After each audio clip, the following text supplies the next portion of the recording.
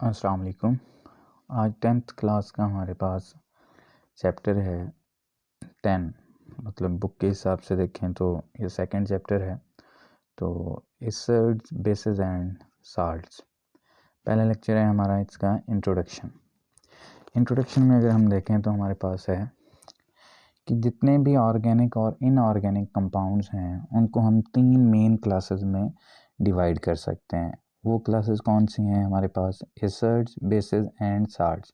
ये 3 नुमाया, these 3 distinct classes हैं। ये 3 नुमाया क्लासेस हैं कंपाउंड्स के, जिसमें हम तकरीबन तमाम जो ऑर्गेनिक इनऑर्गेनिक कंपाउंड्स हैं हमारे पास वो इसमें हम क्लासीफाई कर देते हैं। नेक्स्ट है हमारे पास जाबिर बिन हयान, एक मुस्लिम साइंटिस्ट है ये। इन्होंने जो है केमिस्ट्री में काफ़ी सारा इनका काम है। पहली चीज़ जो है वो ये है कि 3 एसिड्स जो हैं, सल्फ्यूरिक एसिड, नाइट्रिक एसिड और हाइड्रोक्लोरिक एसिड, ये इनका नाम और फार्मूला दिए हुए ये जाबिर बिन हयान ने प्रिपेयर किए थे। तो ये शॉर्ट आंसर क्वेश्चन के लिए भी है कि जाबिर बिन हयान ने कौन से एसिड्स जो हैं वो तैयार किए थे। तो वो हमारे पास ये 3 एसिड्स हैं, ये आपने नाम याद रखने हैं। नेक्स्ट है हमारे पास लवाइजर, एक साइंटिस्ट था। उसने क्या कहा? उसने कहा कि binary compounds of oxygen such as CO2 and SO2 which on dissolution in water gave acidic solution are called acid. Lavoisier ने क्या कहा? उसने कहा कि वो कंपाउंड्स जिसमें ऑक्सीजन है, मेन चीज़ ऑक्सीजन है, उसके अलावा कोई एक और चीज़ होगी। बाइनरी का मतलब होता है 2, मतलब बाइनरी कंपाउंड्स ऑफ ऑक्सीजन का मतलब एक ऑक्सीजन बाकी कोई और चीज़ होगी जिसको अगर हम पानी में डिज़ोल्व करें तो वो एसिडिक सॉल्यूशन देता है। उसकी एग्जांपल कौन सी है? CO2 और SO2। कार्बन डाइऑक्साइड गैस और सल्फ़र डाइऑक्साइड गैस को अगर हम पानी में डिज़ोल्व करते हैं तो जो उससे सॉल्यूशन बनता है वो एसिडिक नेचर का होता है। तो उसने इनको एसिडिक कंपाउंड्स कह दिया, ऑक्सीजन के कंपाउंड्स को। इसमें पहली एग्जांपल है हमारे पास CO2। कार्बन डाइऑक्साइड को जब हम वाटर में डिज़ोल्व करते हैं तो हमारे पास H2CO3 बनता है, जिसका नाम है कार्बोनिक एसिड। ये एसिड है, तेज़ाब है। उसके बाद सल्फ़र डाइऑक्साइड SO2, ये भी वाटर में जब हम डिज़ोल्व करते हैं तो इससे हमारे पास बन जाता है H2SO3, सल्फ्यूरस एसिड। ये भी तेज़ाब है हमारे पास। उसके बाद सेकंड एक और साइंटिस्ट है, थर्ड, सर हेम्फ्री डेवी। इसने क्या कहा? He said certain acid are without oxygen. इसने कहा कि कुछ एसिड जो हैं वो बिना ऑक्सीजन के हैं, सच एज HCl, जैसा कि हाइड्रोक्लोरिक एसिड है। He proved presence of hydrogen as main constituents of all acid. इसने ये बात साबित की कि तमाम एसिड के लिए जो मेन चीज़ है उसके पास वो क्या होना ज़रूरी है? हाइड्रोजन एज अ कॉन्स्टिट्यूएंट उनका होना ज़रूरी है। उसके बाद water soluble metallic oxide, water soluble metallic मतलब मेटल्स के ऑक्साइड्स, उनको जब पानी में हल किया जाता है तो वो क्या करते हैं? रेड लिटमस को ब्लू लिटमस में कन्वर्ट कर देते हैं। मतलब रेड लिटमस पेपर को, इसका कलर रेड होता है, उसको कलर क्या कर देते हैं? ब्लू कलर कर देते हैं। अगर हम रेड लिटमस को सॉल्यूशन में डिप करेंगे तो उसका कलर रेड से ब्लू हो जाएगा। ये रेड से ब्लू कन्वर्ट करना, ये प्रॉपर्टी होती है बेस की। तो इसका मतलब ये हुआ कि जो मेटालिक ऑक्साइड्स जो वाटर सॉल्युबल होते हैं वो बेसिक कैरेक्टर के होते हैं। उसके बाद अगर हम वर्ड एसिड पे गौर करें तो ये लैटिन वर्ड एसिडस से निकला है। ये याद रखना है बात, ये MCQs में आता है कि एसिड जो है वो किस ज़ुबान का लफ्ज़ है? लैटिन वर्ड है, लातीनी ज़ुबान का लफ्ज़ है।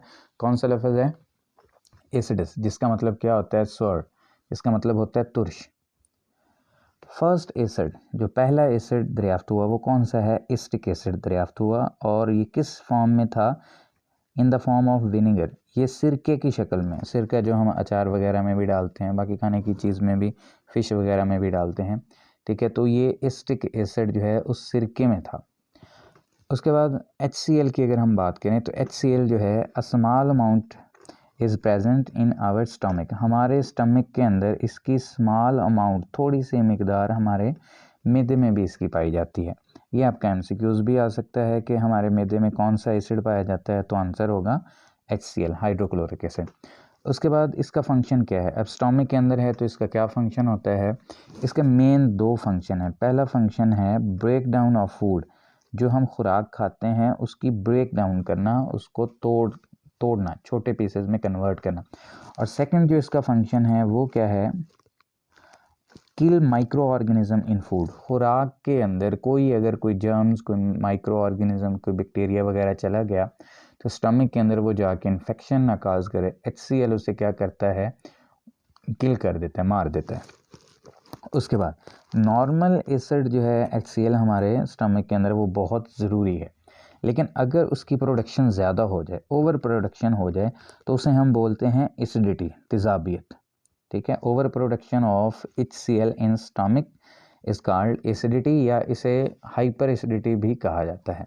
अब इसका ट्रीटमेंट क्या है, अगर हमारे स्टमक में एसिड जो है वो ज़्यादा प्रोड्यूस हो गया तो उसका इलाज क्या है। ट्रीटमेंट ये है सिंपल, मिल्क ऑफ मैग्नीशिया एक हमारे बेसिक सोल्यूशन है, मिल्क ऑफ मैग्नीशिया। इसे हम एज अ मेडिसिन यूज़ करते हैं अगर स्टमक के अंदर एसिड की मिकदार बढ़ जाए, ठीक है, तो उसे हम यूज़ करते हैं as a medicine. Milk of magnesia, magnesium hydroxides का फार्मूला है MgOH2।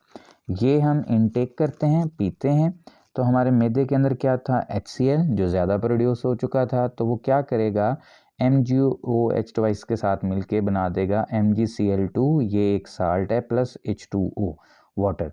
याद रखें ये एसिड और बेस जब भी मिलते हैं तो साल्ट प्लस वाटर बनता होता है। इस रिएक्शन को हम बोलते हैं न्यूट्रलाइजेशन रिएक्शन। तो जैसे ही हम बेस पिएंगे इन फॉर्म ऑफ सिरप की शक्ल में इसे हम इनटेक करेंगे, पिएंगे, तो हमारे मैदे के अंदर जो तेज़ाब प्रोड्यूस हुआ था, जो ज़्यादा मिकदार से ज़्यादा था, जिसकी ज़रूरत नहीं थी इतनी, लेकिन वो ज़्यादा प्रोड्यूस हो चुका था, उसके साथ ये रिएक्शन करके क्या बना देगा, साल्ट प्लस वाटर। और ये जो साल्ट बना है ये हमारे लिए नुकसानदेह नहीं है, ठीक है। तो ये हमारे पास MgCl2 प्लस वाटर प्रोड्यूस होगा। तो इससे क्या होगा, हमारे स्टमक की जो एसिडिटी थी, हाइपर एसिडिटी जिसे हम कहते हैं, वो क्या हो जाएगी, ख़त्म हो जाएगी और नॉर्मल पे हो जाएगा। ओके स्टूडेंट्स, अल्लाह हाफिज़।